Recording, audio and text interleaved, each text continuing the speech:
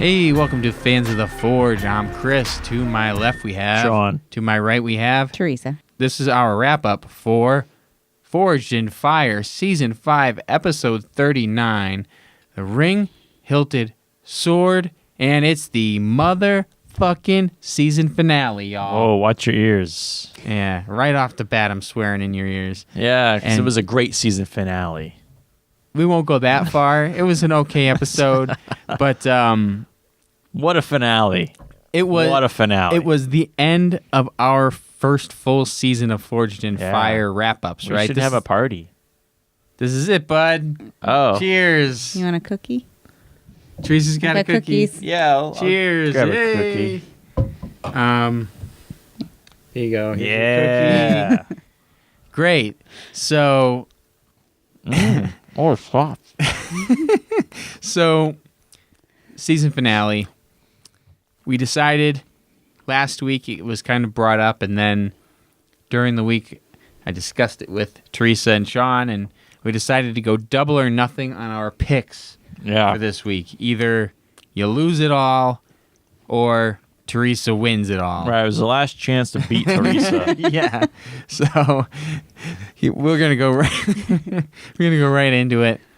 Our first contestant was Jody Lledon, and he had 5 years of part-time experience, and he was from the Kentucky Army National Guard. Thank you for your service.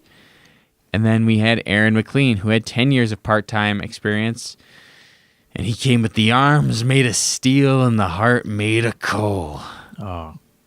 And then and then Jason Brown with 11 years of part-time experience, and he noted that his family tells him that he needs to smile more, and he says he will if he wins Forged in Fire. So, all right. interesting. Jason Brown is actually friends with Jason Reddick on the show. All right. So that's a cool little connection there. And then last but not least, we had Shawn Shropshire with 9 years of full-time experience. And wouldn't you know it, we all picked Shawn to win the double episode. or nothing. I'm getting double points. That's the plan. We're all looking Yeah, to get those suck on double that. points.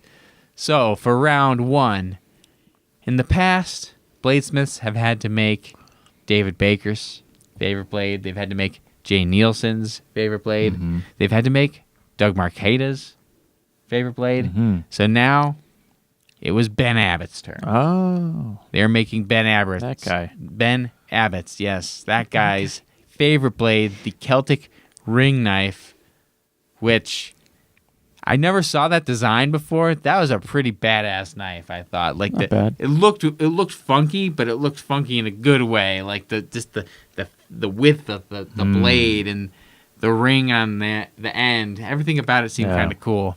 But anyway, I was looking forward to like another friction folder. oh my god, the fucking friction folders.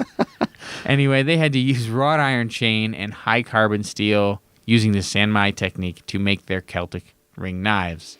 Which, you know how Ben's 2-time champion? Yep. Yeah. The first one that he was on, it was like the first time they did the Sanmai. So I thought that was kind of cool that they brought that back on his blade, his favorite Oh. blade. I didn't realize. It might not have been the first time they did Sanmai, but it was the first time we saw the Oh, Sanmai. Wow, what a great idea that was for this episode. Yeah, well, let's talk about this real quick. Okay, so it's wrought iron chain and high carbon steel. Not really a standout first round. Like, the blade's cool, but usually it seems like it should be a little bit more of a challenge. I guess this has turned out to be challenging. I don't know, let's go through the notes. Blade parameters. The length must be between 12 to 14 inches, and the width at the base has to be at least 2 inches. And it must have a full tang and a drifted or forge welded ring on the end. And dun dun dun, all of the drill presses have been locked out, tagged out, if you know what that means. Yeah. You can't use them. Locked out. Locked out. This means you're going to be drifting those holes no matter what. And you have to pay attention to the handle spacing.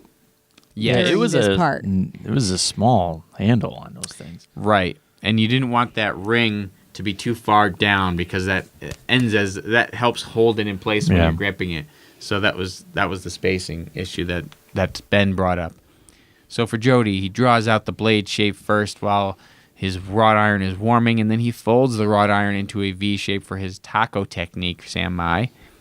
But he did have a hard time getting it forge welded and held, and the judges say he was heating the steel incorrectly. He had cold wrought iron with hot steel, and he was trying to get this thing to sit properly. He should have had hot wrought iron and cold steel so that the wrought iron would form around the cold steel and he could get a straighter line with it. Yeah. And then, with about 30 minutes left, Jody starts drifting his hole, and the biggest issue he kind of had during this whole thing was that he kept thinning out his material because he didn't quite make the 2-inch width requirement for the blade near the handle. So he was really making it thin at that point. And he also only had like a small portion of like wrought iron on his. Oh, that's right. Yeah, he tried to his use as spine. little as humanly possible. Yeah, to make the his perimeter. Sanmai was really bad. Yes, it It was so like it was just a little bit hanging on there. Next up, we had Erin. He folds his wrought iron before drawing it out enough. So it was just like a teeny little taco with nothing there to really lay into. He had a really hard time fitting metal into it. And then he keeps hammering on the wrought iron while it's too cold, which could leave it open for potential cracking. And he moves to the press and then proceeds to crack his taco on the press. So he just didn't have things working properly for this particular situation. So then he went back to the chop saw where he had cut a piece of his material off, and he grabs that piece and tosses it in the forge and gets that thing warming up so he can switch over. And he basically starts over doing the exact same technique as he did before and doesn't change anything that he's doing. He's just trying to attempt to do it the exact same way again. And, that's the definition of insanity, is doing the same thing over and over again and expecting a different result. Nothing's going to change here. Like he didn't have the proper technique the first time, and he was going about it again. He should have thought about it a little bit more on how he could maybe change what he was doing to make that forge weld hold. Is it really insanity? I mean, I know it's people say, but I would say it's stupidity. If you're gonna do something over and over, I think this is gonna change. I think you're just dumb. I'm not saying he's dumb. I'm just saying, like, let's change the saying a little bit. I don't know if you're going to be able to change the English language, but... Is that what Merriam-Webster says insanity is? No, that's just a saying. No, that's just some jackass came up with it. And then someone had said, like, oh, that's what Einstein said. He never said that, by the way. We're getting off topic. Let's move forward here. So... Let's not talk about it again. Because that'd be insane. It would be very insane, yes. So Erin is struggling. He starts thinking he's not going to complete the challenge. But he does eventually. He takes his wrought iron, goes back to the welder, and welds it on a little bit better and manages to get his forge weld to take. Yeah, he welded at more points so that it would stay put. Yeah, while he's trying to do his work. For Jason, he's never made a Sanmai using the taco technique, but... what better place than to try it than on a TV show? Yeah. He cracks his piece while drawing out the wrought iron, so he switches to making a sandwich-style Sanmai instead. And then while he's doing the sandwich-style Sanmai, he pours flux into this thing and goes over the power hammer, just starts wailing on it, and it's just like explosions of flux shooting out in every direction, and still ends up cracking the end of his billet. And has to cut that off, so that it wouldn't affect the rest of the blade. And then Shawn, yes, Shawn, the competitor on the show, plans to make his Sanmai using 3 separate pieces rather than a taco-style inlay technique. I noted that he's just trucking forward and he's shaping his blade before anyone else, and he's also doing this on his birthday. Happy birthday! So happy birthday. Whenever you recorded this. Yeah. He did have some issues drifting his ring because the tools that he had weren't the right size to make the hole big enough, but he was able to get it on the horn of the anvil and get it moving. And then with about 30 minutes left, he quenches, has a noticeable warp, and he sticks that blade right in the vise, gives the judges some nervous breakdowns. But just I thought Ben was going to fall over in his chair. He was so... Yeah. Just kept pushing back. They really ham it up when people go into Yeah. that place after they quenched it. But what are you going to do? So for judging, Doug likes the profile, but the handle is too long. And Ben comments on the warp, but says it is not beyond fixable. For Jason, Dave says he likes the profile a lot, and he has lots of material left for the finishing of the blade, but he does have cracks on his edge. And then Jody, Ben says the knife is really lean, and there's a pretty decent warp, but it can be fixed. And then we come to Erin. Erin doesn't have a blade to present, so he has to surrender his steel and leave. And Will Willis was nice about it. Yeah. And Yeah, everything. he was kind. He was kind to him about it. Like he said, we're not here to tear people down, but we can't call that a blade. It's steel because it was shaped like kind of like a boomerang. By the time that they posted it up and took their photos of it for the show, and Erin got the boot. But he worked right up to the very end, so. Yeah, he did. didn't quit. He didn't quit. He just kept going. We move on to round 2. Where they attached the handle using only natural materials: bone, horn, hide, leather, and it had to have a wrapped cord, right? I believe so. Yes, You needed it had something to have like that. some wrapping to it. So Shawn starts with addressing the warp, and then he cuts out a section of his handle and welds the ring back on, so it's not quite so long anymore. His warp got worse with grinding. He picks hardwood and rawhide for his handle. He tries to relax the blade using a torch to get the warp out, then works on refining the blade. Jason starts with grinding out the delamination. He uses the etch bucket to find his edge material, but is having issues getting to the hard steel. Basically, when you etch it in the acid that they use for Damascus stuff, it'll show you what it does for Damascus. It shows you the difference between the materials by shading one a different color based on the chemical composition. So he was able to see where his softer steel was versus the harder Which is steel. pretty much covering a lot of the Yeah, he harder only had steel. a tiny little part that was So hard. he had Yep. quite a bit to do. And he chooses sheep horn for his handle scale. Jody addresses the warp without making his blade too thin. He uses palm and leather wrap and epoxy for his handle. And he adds a Celtic design to the handle to make it more aesthetically pleasing. And he said something to the effect of, if it comes down to which one looks nicer, I want it to be nicer. I What? want to be like, it doesn't come down to which one looks nicer. We'll just leave it at that. That's We have a note on the commercial break. Night Fight came back on. And I saw the And commercial You for paid it attention this time. this time. This show looks crazy. Like, it definitely looks like people going in there with weapons and bashing the crap out of each other, even though they're wearing armor. Does not look like it's very safe. So it'll be interesting to see when that comes on. January 23rd. January 23rd. Keep an eye out. I don't think we're going to do a wrap-up for that one, but maybe we'll watch it. Okay, so then we go on to testing for round 2. The strength test was an antler chop. Ben bashes mercilessly into 3 bones 7 times, or, 1 bone for each competitor. Jody, the blade breaks on the 5th hit. So there's your doesn't come down to aesthetics. Yeah. Well, unless someone else's blade breaks. Also true. So the next 2 competitors must survive 5 strikes to move forward. Jason gets through all 5 strikes, had chipping on the blade, and the handle was good, but the rawhide was digging into Ben's hand. He barely got that rawhide on. That was a thing that needed to be there, and so he really just tied a piece on Like the last so that minute, it was and he's, there. pulling it with his teeth. Yeah. Yeah. Yeah. He's like, it's not pretty, but it's there. And then Shawn got through all 5 strikes. Dramatically. Commercial break. Oh, of course. 4 strikes. On- again. 4 strikes. And they show Jody he's looking sideways at it. So we were watching this in real time last night. We usually watch it on DVR. And it starts at 10. Well, it has been the last few You're weeks right. because of Vikings. And that is bedtime. So we happened to stay up a little while to watch it, but I was tired. And the commercial break hit, and I'm like, I can't. I just got to go to bed. And then when he came back, I was like, who won? Okay. So Jody gets the boot due to catastrophic blade failure. All right. So moving on to round 3.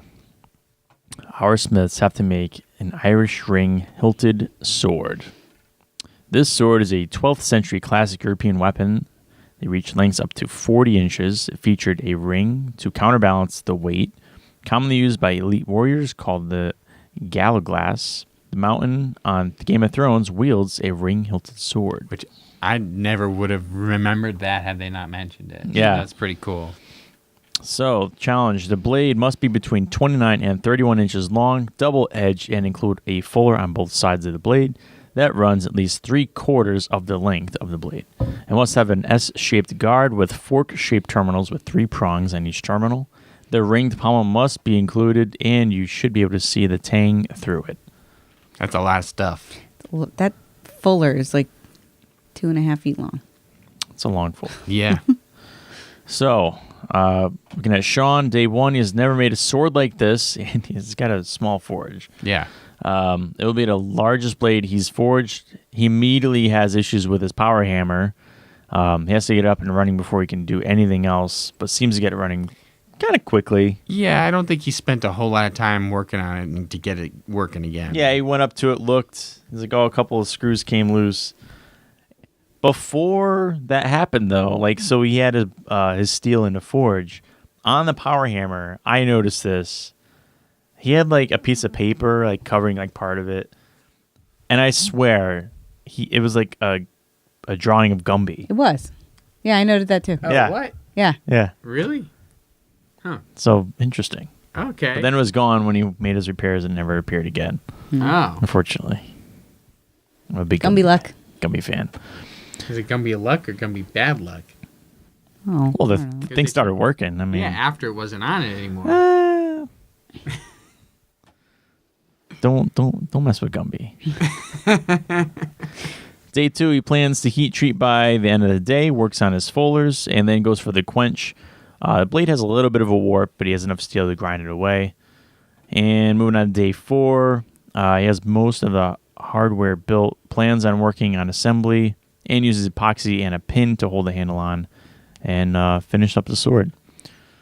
Moving on to Jason, day 1 starts by trying to make a fullering jig, and it breaks pretty quickly as soon as he starts testing it.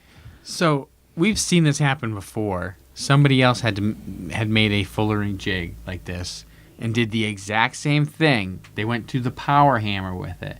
I don't think you're supposed to use that in the power hammer. I don't think so either. I You just think use it's it a on press. more of a press Right. tool. Because you need something that's going to come down slow and do the shape. Apply, Yes. Smush. yeah, not Strike it. violent hammering. Because it's usually just a piece of bar stock attached to a thin piece of steel, and it's just gonna smash the shit to pieces if you do that. Yeah. So he spent a lot of time doing it. It just broke.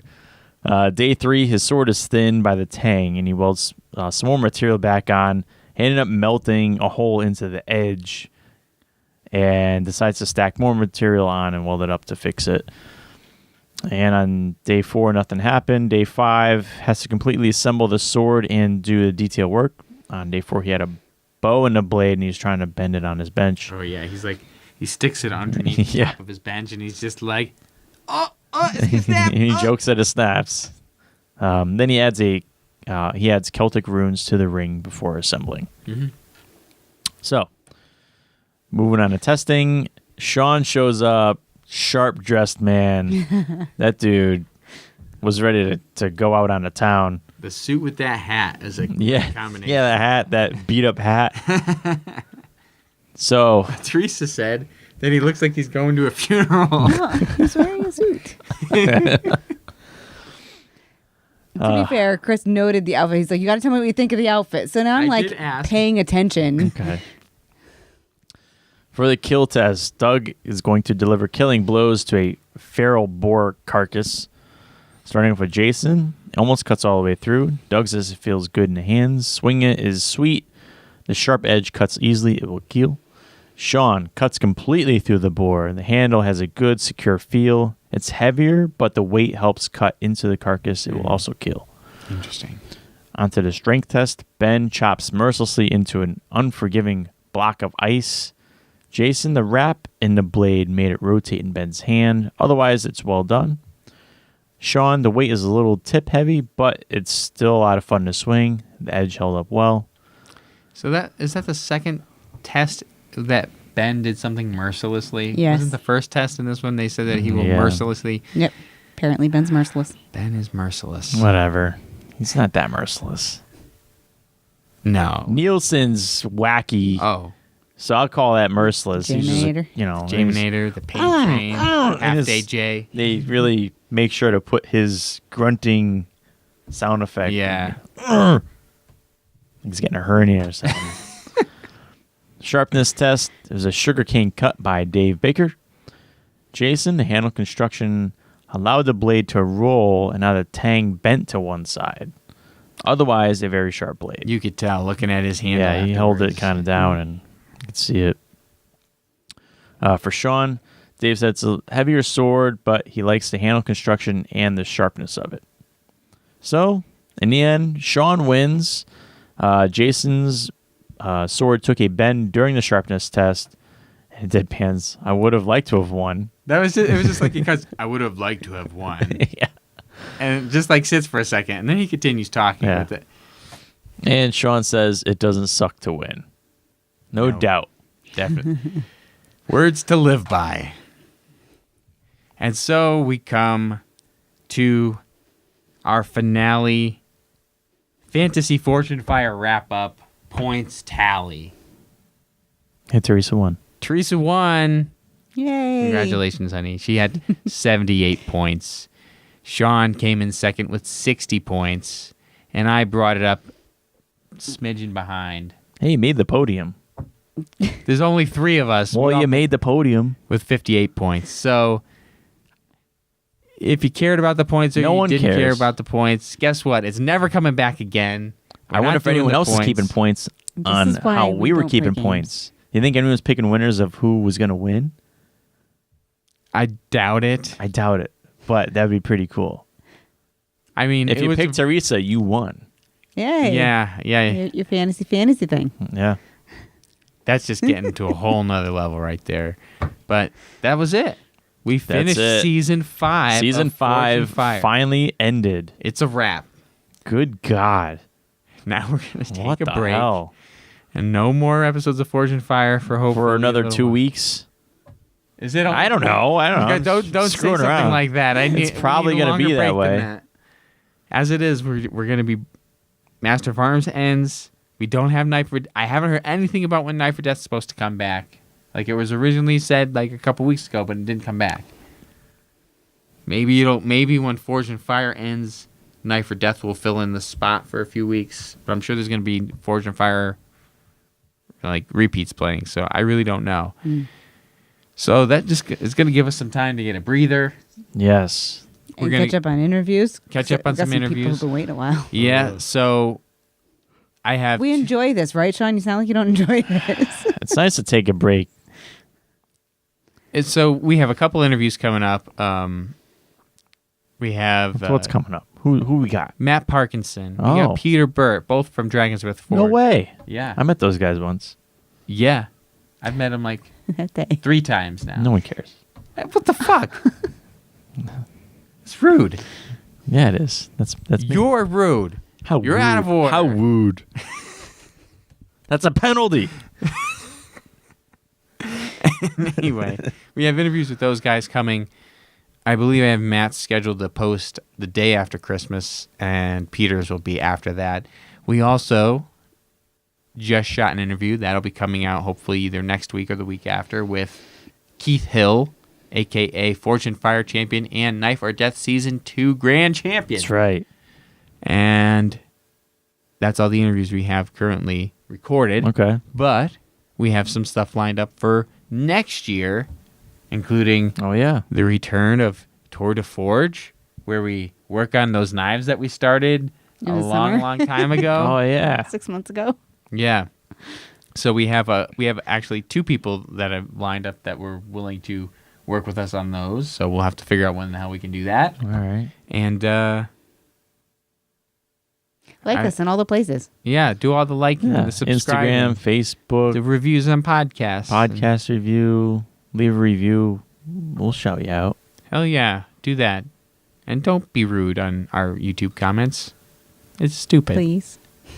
No, Have no, you had please. Don't any- be rude on our YouTube comments. Have you had any bad ones lately? No, not lately. Oh, okay, Not good. lately. They've been nice. But still, I'm going to bring this up now. I don't know if I mentioned it before. Consistently, every video that we post, immediately as it Thumbs gets down. posted, we get 2 thumbs down. 2 of them. So we have 2 people that subscribe to us just to give us thumbs down on our videos. At least it's a subscriber. I guess. I mean, yeah, it's a subscriber, but it's still obnoxious. It is. You know who you are. We don't know who you We are. don't know who you are, but you know who you are. Are they even actually watching? Or are they just... They might. I don't know. I don't think I so. doubt they're watching at this point in the video. Yeah. But anyway, all right, we said it already. That was the episode. Season 5 of Forge and Fire is a wrap. Thank you for watching.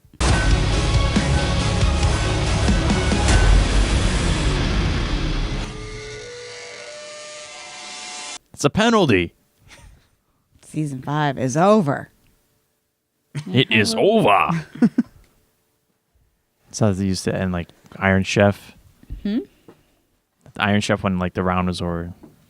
This round of cooking is over. I think it was Who the said it that way? Japanese version. Oh. Oh, okay. Yeah. I don't remember that. Yeah, the Confusing dubbed Iron version. Chef with Top Chef. I'm like, they don't say it like Oh, that. Top Chef.